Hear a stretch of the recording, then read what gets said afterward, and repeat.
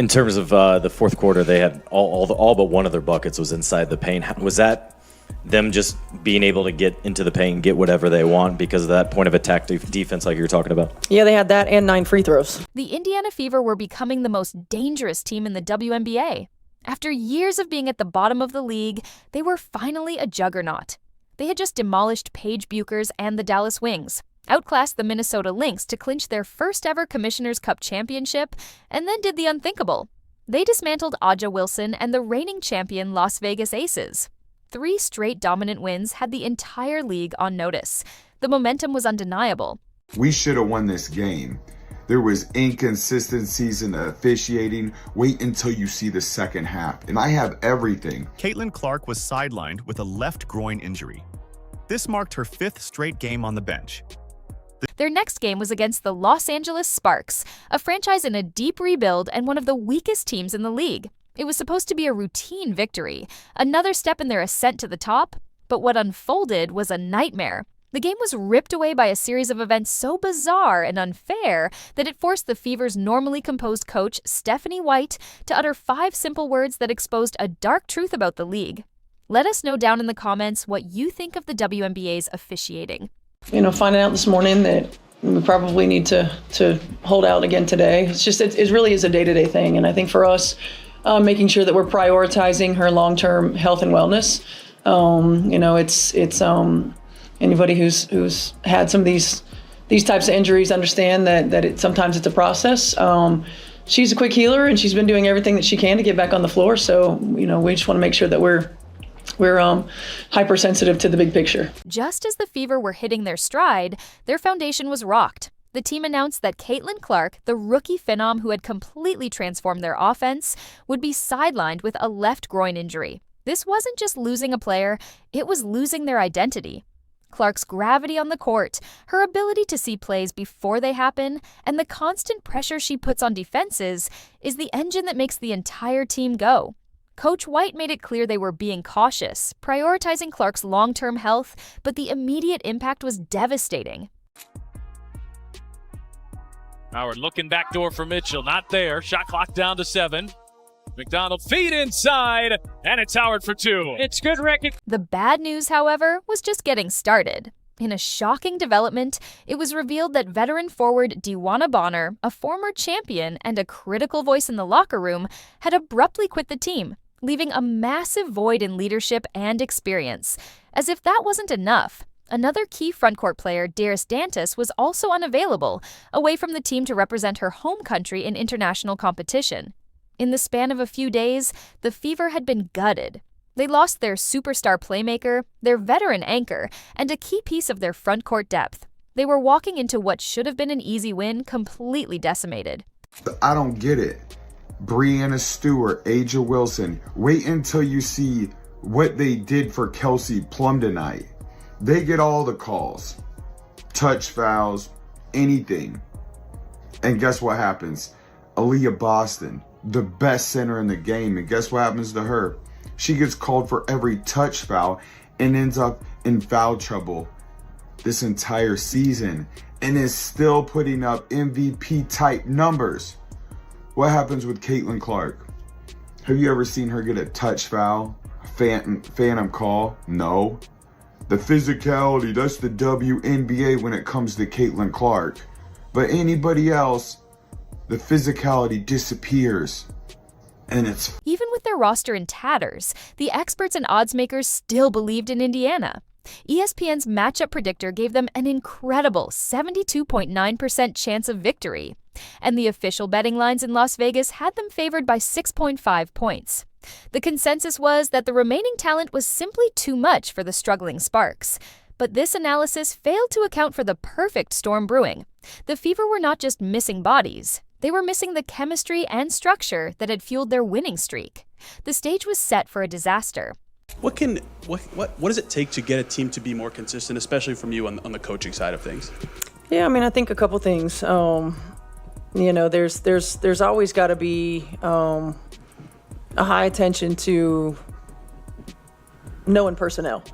Oftentimes, you don't get a lot of practice time, and so going over a lot of their sets, which you do, but at the end of the day, making sure we know our personnel, who we're going to run off the three-point line, what we're willing to give up. We've got to make sure that there's a high attention to detail there. Despite the chaos, 3 players strapped the team to their backs and waged an all-out war. Aaliyah Boston played like a woman possessed, absolutely dominating the paint. She poured in 23 points and ripped down 12 rebounds, battling through double teams all night to prove why she is the future of the center position. Kelsey Mitchell, embracing her role as the primary scorer, was electric. She dropped 19 points and hit massive shots from beyond the arc, keeping the Fever within striking distance. The game was also a historic milestone for Mitchell as she played in her 251st contest for the franchise, passing all but the legendary Tamika Catchings. Here's Mitchell off the screen, but can't connect on the 3. Boston offensive rebound, rolls it in and a foul.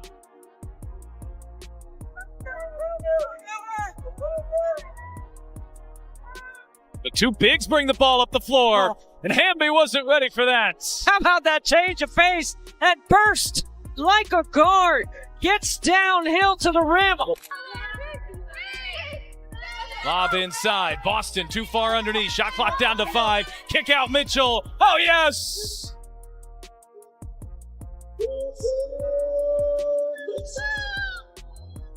And then there was Natasha Howard, the seasoned veteran who provided the steady hand they desperately needed.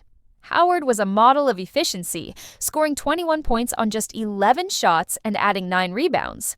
She was everywhere, making smart plays, hitting timely shots, and refusing to let her team fold. Together, this trio combined for 63 points in a heroic effort that should have guaranteed a victory. They were outplaying the Sparks at every turn, but they soon discovered they weren't just playing against the 5 players on the other team. They were battling an unseen opponent. Busted them all up. We went to the same high school. Howard left alone. Answers with a 3. LA is so dangerous. They don't look like a 5-win team to me. Oh, and there's Tipson sending it. It started subtly. A few missed calls here, a couple of inconsistent whistles there. But as the game wore on, a disturbing pattern began to emerge. The officiating became increasingly one-sided, and the frustration on the Indiana bench was visible. The momentum of the game was no longer being decided by skill or effort, but by the perplexing decisions of the referees. This is what I was talking about with Sophie Cunningham. Look at this. She literally grabbed her around her neck, and they called this a jump ball, and then threw her down the next play. Mitchell was hitting shots that should have won the game. Then came the single most egregious moment of the game, a play so outrageous it cannot be explained by simple incompetence. Fever guard Sophie Cunningham was fighting for position off the ball when a Sparks player wrapped her arm around Cunningham's neck and yanked her down. It was a flagrantly dangerous act, a clear and obvious foul that warranted an immediate stoppage and review. Incredibly, the referees ignored the foul entirely and ruled it a jump ball. The message was sent. The Sparks could play by a different set of rules.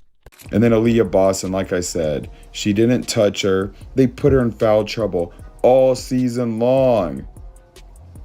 They're just calling stuff to call stuff. The refs made this game about them. Aaliyah Boston, again, she's an all-star player. Look at these hits.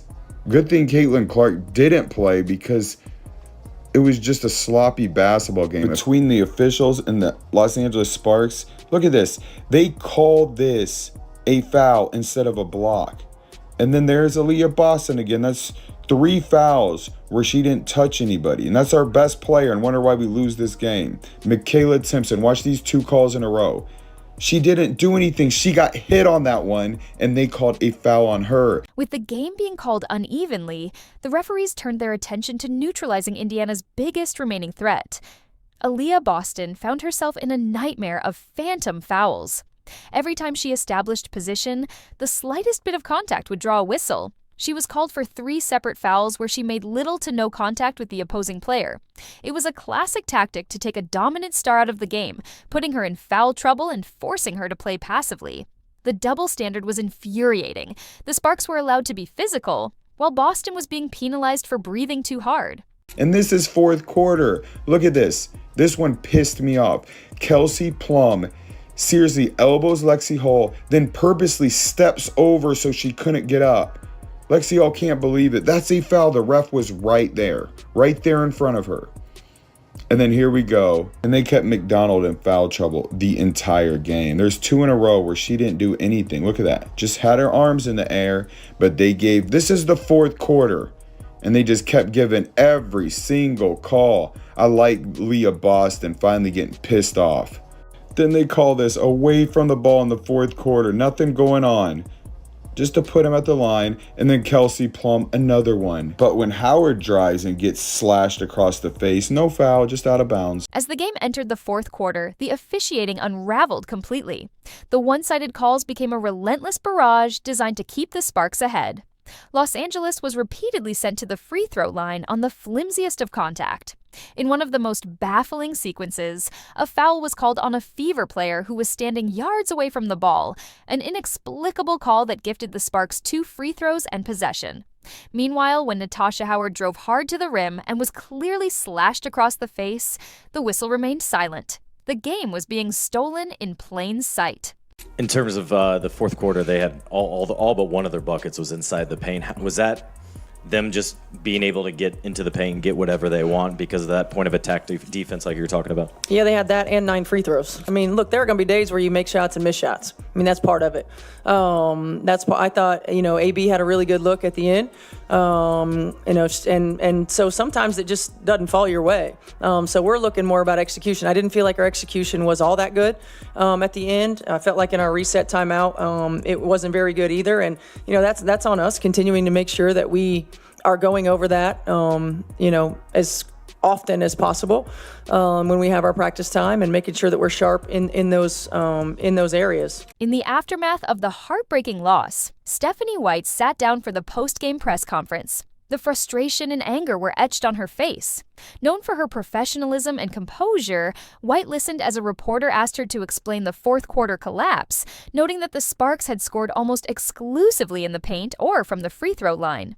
White took a long pause, the weight of the injustice hanging in the air. Then, she leaned into the microphone and delivered a statement that sent shockwaves through the league. "We didn't get the calls." For everyone who watched that game, fans were screaming at their televisions. They saw the same horrible calls that decided the outcome, fighting against unfair odds. They're missing their best player. They're dealing with injuries and roster changes. Now they have to overcome bad officiating. Those 5 words were a bombshell. It wasn't an excuse. It was an accusation. It was a coach, fully aware she would be fined thousands of dollars by the league, choosing to publicly condemn the officiating that had cost her team a deserved victory. She spoke for her players, she spoke for the fans, and she spoke a truth that everyone who watched the game already knew. It was a rare moment of raw, unfiltered honesty, and it exposed the dark underbelly of a league struggling with its own integrity. Here is Boston on a handoff to Cunningham. Head full of steam to the rim, and a foul. Cunningham and 1. I mean, this is just a really good screen by Boston to give her a step. The switch. Sophie's having a good time. But here is the incredible truth that this loss reveals. It actually proves the Indiana Fever's championship potential. Any other team, missing 3 key players and facing a torrent of biased officiating, would have been blown out by 30 points. But the Fever fought. They battled to the final buzzer, losing by just a few possessions. This isn't weakness. This is the definition of strength, resilience, and heart. This kind of adversity, the feeling of being cheated, forges an us-against-the-world mentality that you can't teach in practice. Cunningham, Coulson, give and go, and Coulson hits a 3. That's called a boomerang pass. Percent comes up with the block. Coulson launch ahead. Oh, a la Caitlin Clark.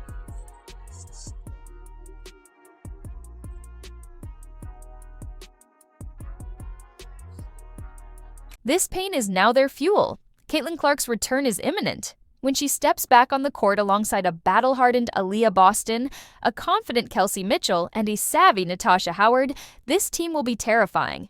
They won't just be playing to win, they'll be playing for payback. They will remember this night in Los Angeles.